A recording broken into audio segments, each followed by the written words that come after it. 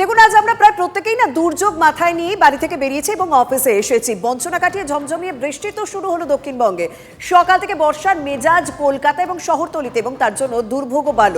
হ্যাঁ, বৃষ্টি স্বস্তির ছিল, কিন্তু স্বাভাবিকভাবে অফিসে আসতে প্রত্যেকে অস্বস্তিতে পড়তে হয়েছে। বিশেষ করে অফিস পাড়া যেগুলো রয়েছে, সেক্টর 5 বলুন এবং কলকাতার বিভিন্ন জায়গায় যেগুলো বাণিজ্যের জায়গা, ব্যবসার জায়গা, সেই জায়গাগুলিতেও কিন্তু আজ প্রচণ্ড জল জমেছে। এখনো পর্যন্ত রাস্তায় জ্যাম রয়েছে।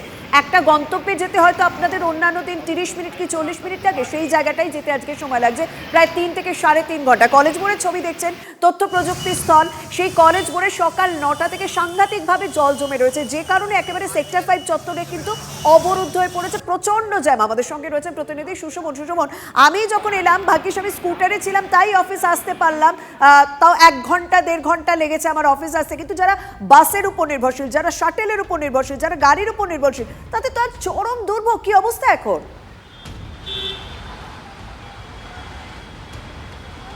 দেখো, যারা তোমার মতন অফিসে এসছে তারা এখন ভাবছে এই গাড়িটা কি করে নিয়ে যাবে, তার কারণ চারিদিকে জলে ভর্তি। আর যারা নির্ভরশীল বিভিন্ন গণ পরিবহনের ওপর, তারা স্বাভাবিকভাবেই দুশ্চিন্তার মধ্যে রয়েছে যে কিভাবে তারা একেবারে বাড়ি ফিরবে বা দাম কতটা কি পড়বে। আপনার কি এটা মানে এমনি অ্যাপে চলে? হ্যাঁ, অ্যাপে চলে।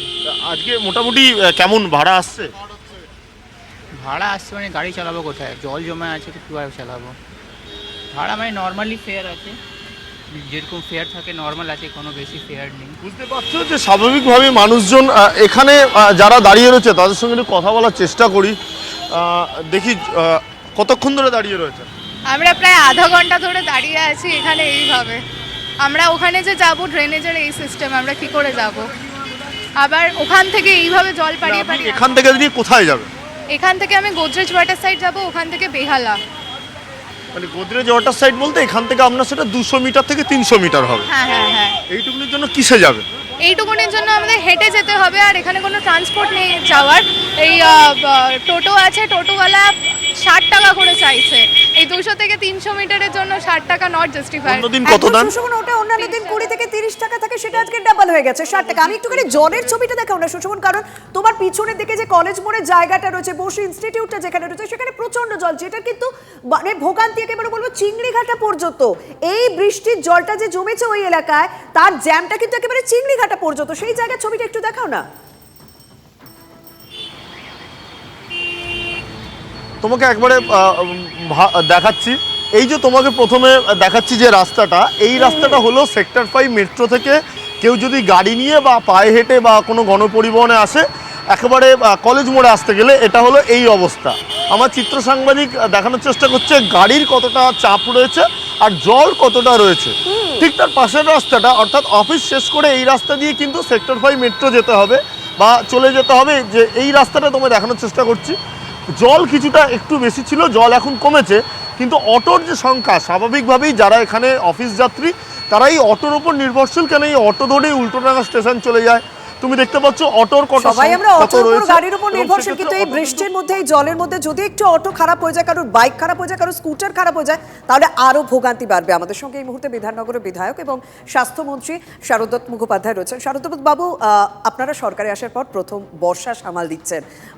সত্যি বিধাননগরের বিভিন্ন জায়গায় এখনো প্রচন্ড জল, বিশেষ করে আমরা সেক্টর 5-এর অবস্থা দেখছি। এবং আপনি যেহেতু স্বাস্থ্যমন্ত্রী, আপনাকে কাছে জানতে চাইবো যে বিভিন্ন হাসপাতালের ভিতরেও কিন্তু জল জমেছে, কিভাবে সামাল দিচ্ছেন?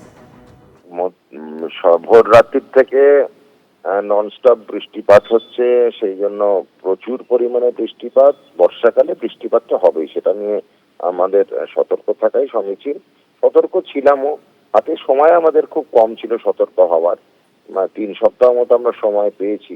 নিকাশি ব্যবস্থার নতুন করে ঢেলে সাজানোর সময় তো আমাদের নেই এইটুকু। পরিষ্কার করার সময় ছিল, পরিষ্কার করার কাজও চলছে, এখনো চলছে, শেষ হয়নি। কিন্তু এখন অপর্যাপ্ত পরিষ্কার নিকাশি ব্যবস্থার পরিষ্কারের কাজ সুতরাং এখনো শেষ হয়নি। জল বহু জায়গায় জমে রয়েছে। জনসাধারণের কাছে আমি এই ব্যাপারে যতটুকু পারি পরিষেবা দেওয়ার প্রচেষ্টায় রয়েছি, কিন্তু পরিষেবা না পৌঁছতে পারায় আমি দুঃখিত, ক্ষমাপ্রার্থী।